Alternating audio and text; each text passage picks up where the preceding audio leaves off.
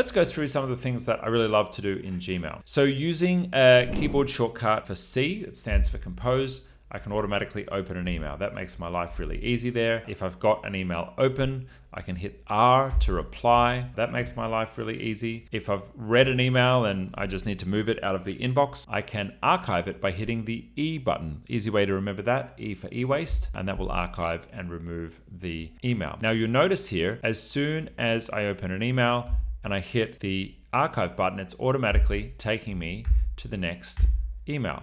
So that is our auto advance feature, taking us through our emails one by one. Now you'll notice here that my inbox is just like one big list of emails.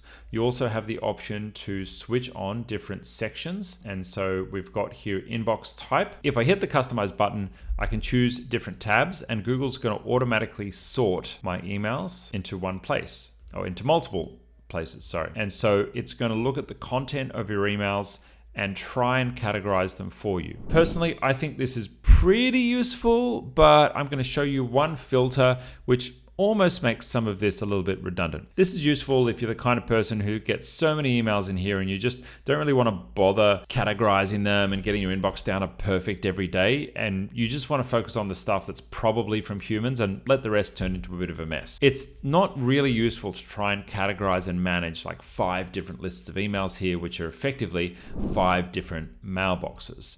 So my recommendation would be to only use these if you want to be a little bit lazy and just kind of leave it in a bit of a mess. Now, what's the magic trick, you say? The magic trick to help you not see automated emails in your inbox?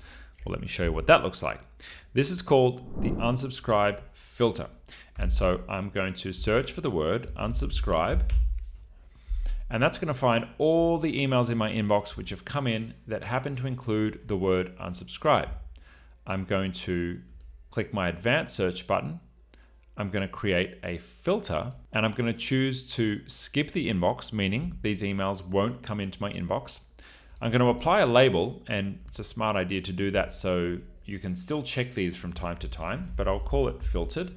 And then I can also click this button, apply to matching conversations. And what that's going to do is it's going to take everything that's in my inbox right now and automatically filter it out and remove it from the inbox. Now, it may take a tiny bit of time for that filter to run and remove everything from your inbox. You can see bit by bit it's having the new label added, and then they're going to be archived, so they're going to be moved out of my inbox. And you'll see that there is going to be a significant drop in the number of emails in my inbox once this process has completed. Now, it's got about 300 in the inbox right now. But let's go ahead and have a look at our filtered mailbox here. Look at that. It's already pulled 100 emails out of my inbox that included the word unsubscribe. And now the emails that come in to my main email inbox from time to time are only going to be, most likely going to be, emails from real people. Of course, unless they come through like a calendar event or something like that, but they don't include the word unsubscribe, so my filter's not going to pick it up. If you liked this video, we've got plenty more on the channel covering this topic and much, much more.